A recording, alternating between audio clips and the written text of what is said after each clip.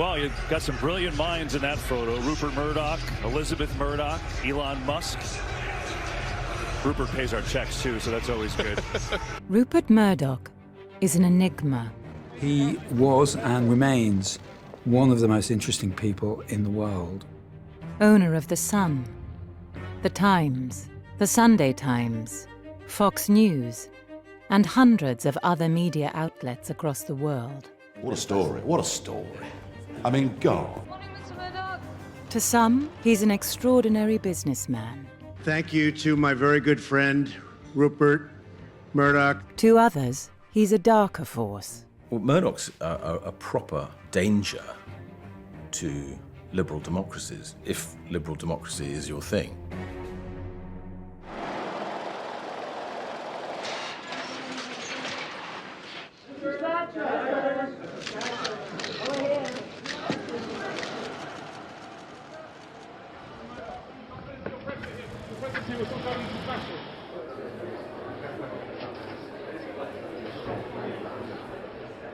We could phone hack who we liked, or we could listen to politicians. We were completely untouchable. Various government agencies had effectively had full access to everything that was going on Twitter. Blew my mind. I was not aware of that. Would that include people's DMs? Yes. Yes, because the DMs are not encrypted. So one of the things that we're about to release is the ability to encrypt your DMs. That's pretty heavy duty, though, because a lot of well-known people, reporters talking to their sources, government officials, the richest people in the world, they're DMing each other. And the assumption, obviously, it was incorrect, but was that that's private, but that was being read by various governments? Yeah, that seems to be, yes. This is a company most people have never heard of, and this company quite literally owns the world. Most US banks are controlled by BlackRock. BlackRock owns all the major pharmaceutical companies. BlackRock owns most of the mainstream media, and BlackRock oversees roughly 10% of all stocks traded worldwide. And this company is now taking over governments. All of this has allowed BlackRock to amass $10 trillion in assets. Yes, trillion. BlackRock is worth half of America's total GDP. It's so crazy that the US and Chinese government now rely on BlackRock to escape recessions, with BlackRock's founder and CEO now sitting on the boards of the influential Council on Foreign Relations and the World Economic Forum. Protesters in France storming the offices of BlackRock overnight as violence continues to plague Paris. It was part of large-scale protests over President Emmanuel Macron's push to raise the retirement age from 62 to 64 in the name of pension reform. BlackRock is the world's largest asset manager. They work with private pension funds. Misinformation and hate speech. Well, you know, who's to say that something is misinformation? Who's the arbiter of that? Is it the BBC? And you're literally asking me? Yes. Well, no, you are the arbiter on Twitter, because you own Twitter. Yes, I'm saying, who is to say that one person's misinformation is another person's information? The boss of BlackRock, his name's Lawrence Fink, one of the most influential investors on this planet, has sent a letter telling the biggest public companies around the world that they need to give back to society or face losing the support of the investment firm. This is something. BlackRock, biggest in the world, it manages an extraordinary $6 trillion in investments. If you look back in the last 3 years, I think the word hope has been forgotten. We're seeing a declining birth rates worldwide, accelerated during COVID. We have more polarization in the world politically. We have more anger. We have a war. And if we're going to really re-engage growth, people have to have a belief that in investing money today for something that you're going to get back in 20, 30 years, you only do that if you believe tomorrow is a better place to be.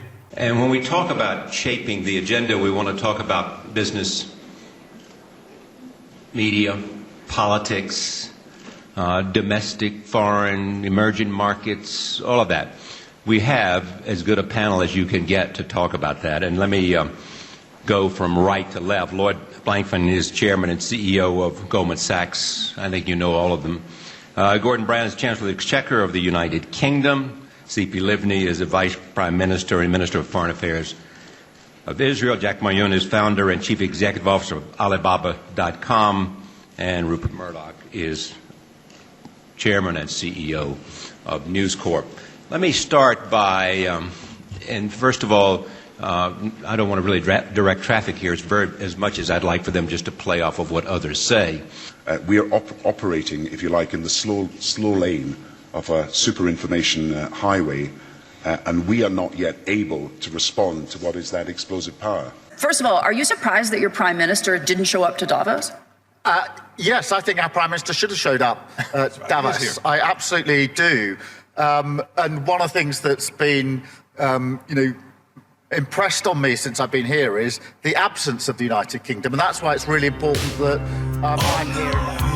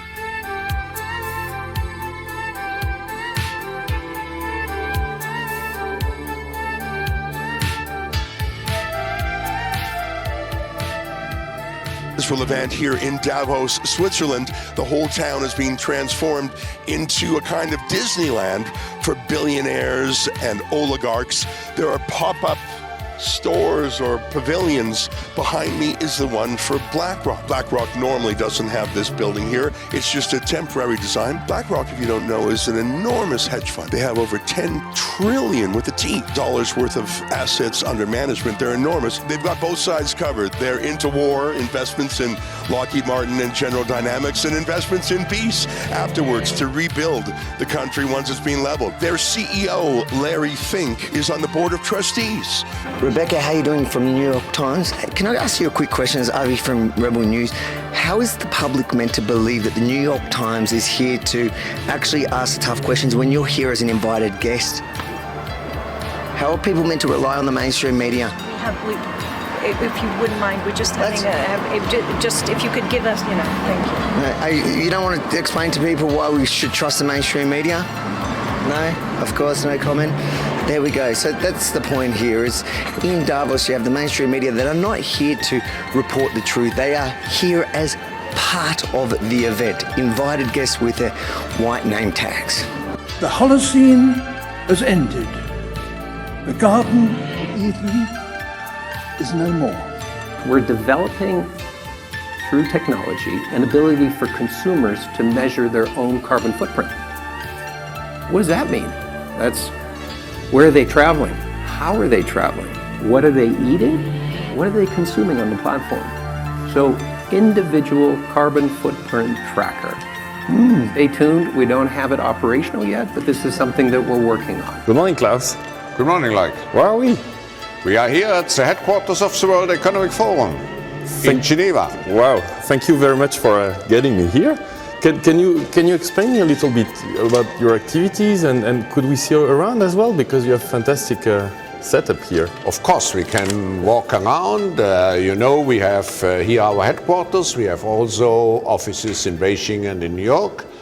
What we are doing is very complex. We are a foundation bringing together the key decision makers from all walks of life to address the challenges on the global agenda.